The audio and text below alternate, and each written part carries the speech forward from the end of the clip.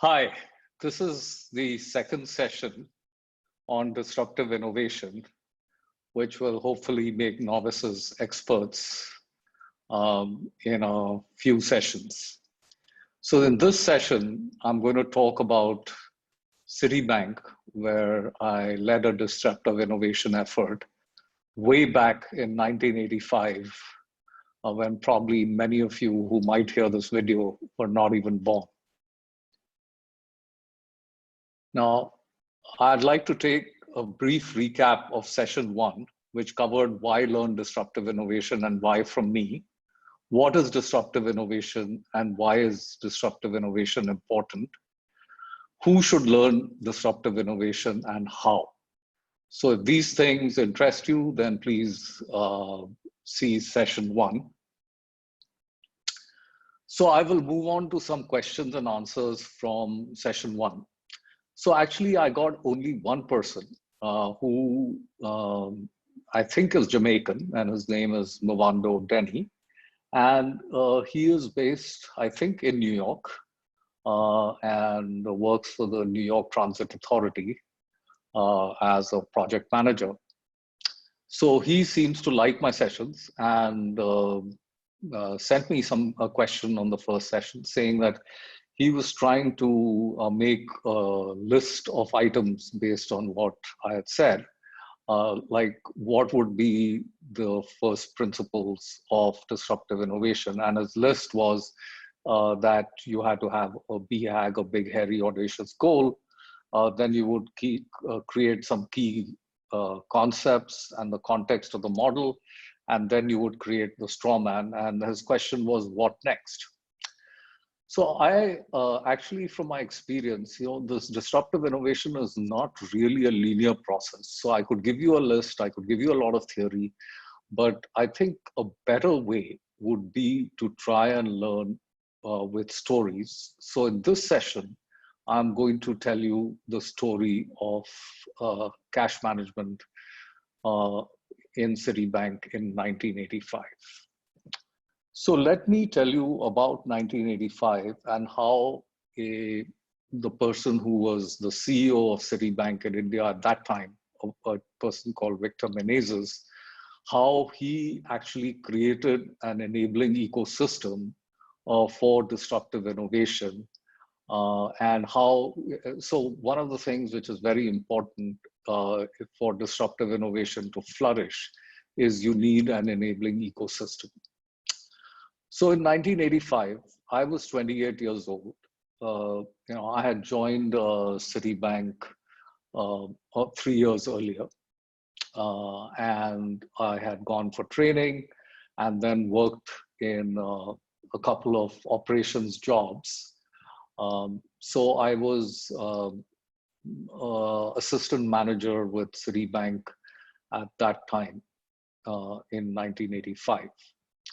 So Victor actually started a project which he called Project Quantum because he said that he wanted Citibank to show quantum growth and he wanted ideas from the people. So it was just like you send in a one-pager on an idea that could give quantum growth. And the carrot was that if your idea was accepted, like 20 ideas would be accepted, and the people who gave those 20 ideas could go for an offsite to Goa along with their spouses. So sure enough, I gave an idea for Project Quantum, and my idea got selected, and I went to Goa. So now, what was my idea? So one of the things that when I was thinking about this idea, I was trying to connect dots, and often disruptive innovation happens if you can connect dots. And some people are pretty good at connecting dots, and that is a key skill that I think I have, and a lot of people who do disruptive innovation have. So what were the dots that I connected? So the first thing was that I knew, because of my operational experience, that when companies, that is large companies, which may have their head offices in one city, which was like Mumbai, and they had operations all over India. So if they wanted to transfer money, they would get checks, which would go into the clearing systems, which were quite archaic at that point in time in 1985. And it would take some days for the checks to clear. So these would be the dealers giving them checks, and it would take some time for the checks to clear. And then this money would lie in a current account in that particular branch in the remote city. And then, say, once a week, the money would be transferred to the head office. And then the company could use the money. Now, in 1985, the value of money to a company was very high because there were some limits in India on how much working capital a company could use. So it was very important for the company to manage their cash very efficiently. So I came up with the idea saying, why can't we set up a credit limit, because these companies are quite big. Very few of the checks that they deposit get returned. And why can't we transfer the money instantly? Now, we also had technology, because computers were very new in India at that point in time. And I had actually headed a project which computerized India, operations in India using computers. And probably the computers at that time, which ran Citibank India, were as small or as powerful as your laptop today. But at that time, it was quite revolutionary. So we had our branches connected with the computer, so we could actually do something like instant transfers. So you gave us checks which were drawn on, say, Delhi, and we could total the checks up and credit your account in Mumbai instantly. Now that would be revolutionary, right? So that was basically the idea that I came up by connecting the dots. So I wrote this one pager, and I was one of the fortunate people to go to this offsite in Goa. Now, what happened in Goa was that, now this could be an idea, fine, you can do this, but why is this a big idea, right? So I had to present, a lot of people asked me a lot of questions and said, why is this a big idea? There were 20 ideas which were competing with my idea. So anyway, I made it to the top 6 ideas. Then these top 6 ideas were discussed a lot in detail. And ultimately, I made it to the top 3 ideas. And that was the end of it. And I felt pretty good. I said, oh, great, I've made it to the top 3 ideas. And I went back and, I used to head technology for Citibank in India at that time. And, so I said, great, had a great holiday. Maybe I'll get a good bonus. And that would be the end of it. But that's not what happened.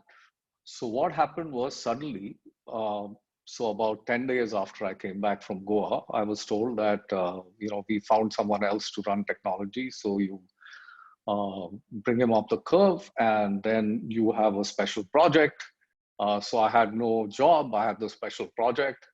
And I said, what is the special project? So they said that you were very passionate about this idea. And you said it will be a big idea, so now make it happen. So I said, okay, great. So where's my team? Where's my budget? And I was told, no, you don't have a team. You don't have a budget. You have the backing of the CEO. And so go out and get some customers for your idea, and then we'll see. So either the idea will die or you'll get customers, and we will go from there. So I'm going to stop this session at this point and see what kind of feedback I get. So was this session 2 useful for you? What did you learn from session 2 that you can use today? And do you have any questions? Send those questions to sanjay@bharosaclub.com, And once I get some questions and some feedback, then I will move on to session 3 and continue the story. Thank you very much for listening to me. Finally, I would like to end with a book which I'm reading on disruptive innovation, because the learning never stops. You can never think that you are an expert and you have nothing to learn. So the book that I'm reading is called Think Like a Rocket Scientist by Ozan Varol. And so far it seems to be quite interesting.